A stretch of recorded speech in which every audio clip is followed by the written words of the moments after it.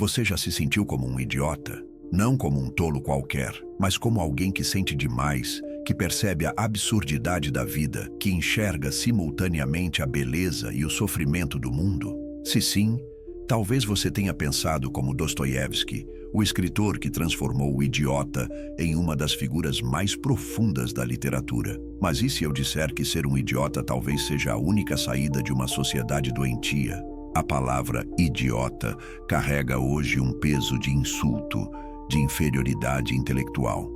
Porém, Dostoiévski a ressignificou de maneira radical. Em seu romance O Idiota, ele não apresenta um personagem estúpido, mas sim alguém cuja sensibilidade é tão aguda que se torna insuportável para o mundo ao redor. O príncipe Mishkin, protagonista da obra, é um homem cuja sinceridade e bondade são tão absolutas que parecem um defeito de programação num sistema social que só aceita jogos, manipulações e máscaras.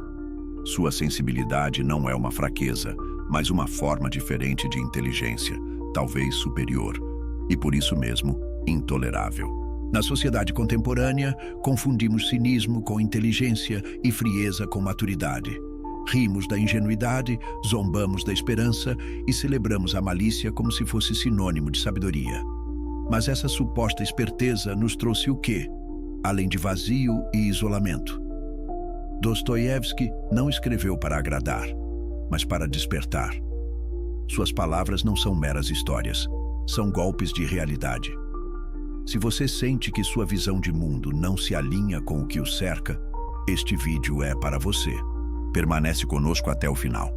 Pode mudar sua percepção sobre o que realmente significa ser sensível demais num mundo que valoriza a insensibilidade.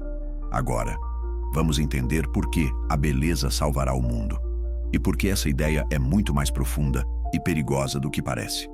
O erro de Mishkin foi acreditar na pureza do coração em uma sociedade que aprendeu a destruir tudo o que não pode explorar. Mas quem é o verdadeiro idiota? Aquele que permanece fiel a si mesmo pagando o preço, ou aqueles que traem suas almas para sobreviver? O que mais perturba em Mishkin não é apenas sua ingenuidade, mas sua capacidade quase sobrenatural de sentir o sofrimento alheio. Ele não apenas vê a miséria, ele a sente como se fosse sua própria. É o que o filósofo Emil Cioran chamaria de ferida da existência. Essa rara e destruidora capacidade de experimentar a dor do outro como se fosse a sua própria. Esta qualidade é precisamente o que torna Mishkin insuportável para seus contemporâneos.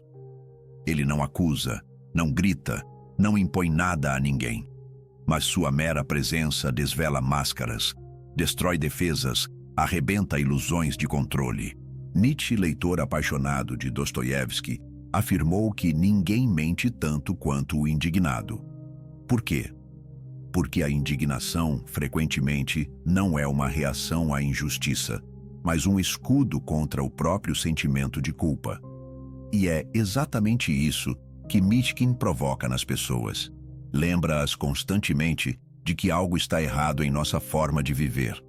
Esta lembrança é intolerável para aqueles que já se acostumaram ao jogo da hipocrisia social. Quem quer ser confrontado com a própria mediocridade moral? Quem suporta o espelho que reflete não só nossa face, mas também nossas sombras? O príncipe Mishkin é como um sistema imunológico estranho introduzido em um corpo doente. O organismo não o ataca porque é uma ameaça, mas porque é diferente. Porque sua diferença revela a doença que o corpo já não reconhece como tal. A tragédia é que Mishkin, sem querer, provoca uma reação violenta naqueles que não conseguem conciliar sua bondade com a visão de mundo que construíram para justificar suas próprias falhas morais. Sua presença é um desafio silencioso, um desmascaramento contínuo. Por isso, quando encontramos alguém genuinamente bom, a primeira reação raramente é admiração, é suspeita. Desconfiamos daquilo que não compreendemos. E nada é mais incompreensível em um mundo corrupto do que a bondade sem motivos ulteriores. Mas essa desconfiança revela mais sobre nós do que sobre o outro. Indica o quanto nos afastamos de nossa capacidade de acreditar no bem, o quanto nos tornamos cínicos a ponto de ver bondade como ingenuidade ou, pior, como estratégia manipulativa. Então, a pergunta não é por que Mishkin é como é, mas o porquê sua presença causa tanto desconforto. Quais feridas expõe a sua simplicidade? Quais verdades sobre nós mesmos tentamos esconder? O destino de Mishkin assemelha-se ao de um mártir, mas sem a glória da santidade. Ele não é venerado, nem admirado, nem compreendido. Na melhor das hipóteses, é zombado por alguns, ignorado por muitos e destruído por quase todos. Sua bondade não o transforma em herói triunfante, mas em cordeiro conduzido ao matadouro. Seu amor pela beleza, sua compaixão sem limites, não são vistos como virtudes, mas como perigosas fraquezas, vulnerabilidades que neste mundo só podem terminar em tragédia. E talvez o mais terrível, Dostoiévski estava certo. Talvez realmente não haja lugar neste mundo para pessoas como Mishkin, porque a bondade absoluta não apenas questiona o status quo, ela o ameaça. Prova que o jogo poderia ser jogado diferentemente, e isso é insuportável para aqueles que aprenderam a vencer através da trapaça. Mas onde estamos nós nesta história? Seríamos capazes de agir como Mishkin ou nos juntaríamos àqueles que o desprezam? Vivemos numa época em que o cinismo é confundido com inteligência, a frieza com maturidade. Zombamos da esperança como se fosse uma ingenuidade adolescente. A tragédia do príncipe Mishkin não reside apenas em sua bondade, mas na época e lugar em que vive. A Rússia do século XIX não era terreno fértil para almas puras.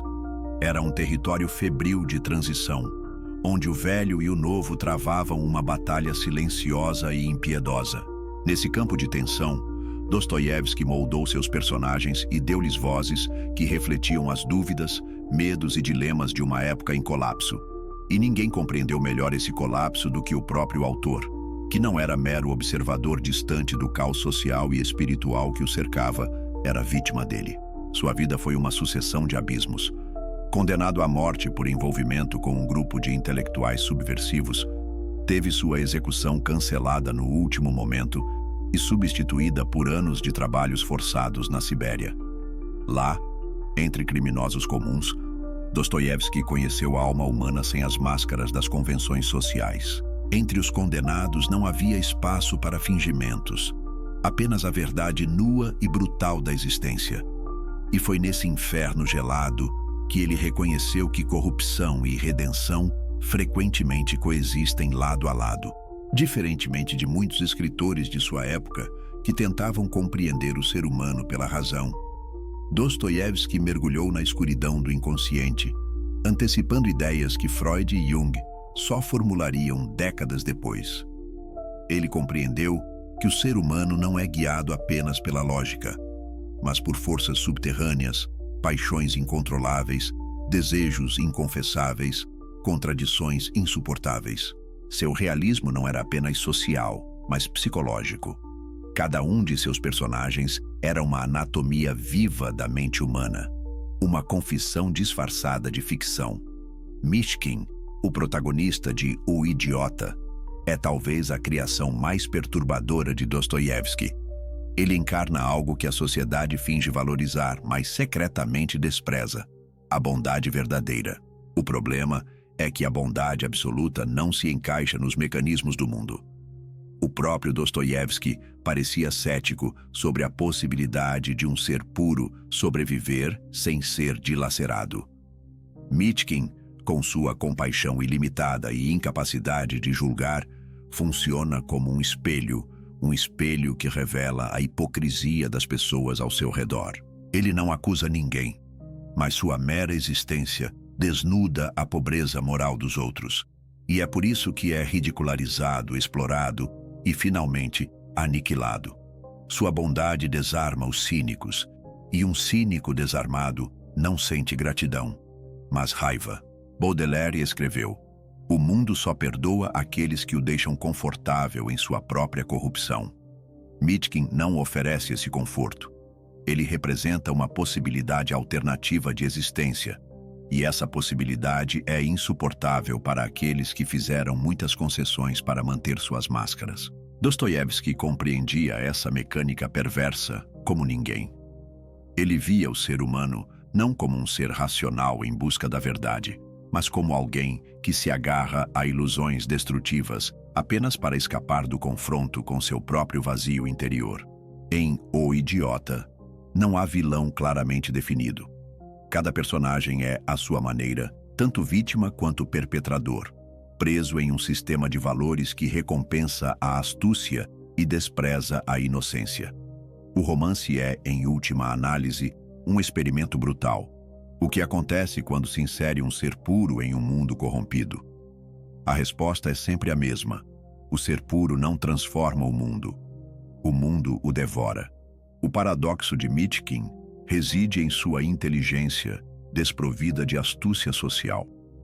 Sua sinceridade radical, que deveria ser virtude, torna-se sua condenação. Ele não é apenas vítima, mas sintoma das contradições humanas, uma versão extrema de Cristo tentando carregar o sofrimento alheio. Mitkin humilha involuntariamente ao existir como lembrança de que poderíamos ser melhores, que a vida não precisaria ser um constante jogo de poder. Dostoiévski nos confronta com nossa própria hipocrisia. Destruiríamos hoje alguém como ele? Seu destino, uma dissolução silenciosa, demonstra que a pureza absoluta é incompatível com nossa complexidade moral. Uma prova brutal de que o mundo talvez não possa ser salvo pela beleza. E você? Acredita que a beleza pode salvar o mundo? Ou isso seria apenas uma ilusão dostoiévskiana? Compartilhe sua perspectiva nos comentários e continue esta jornada reflexiva comigo.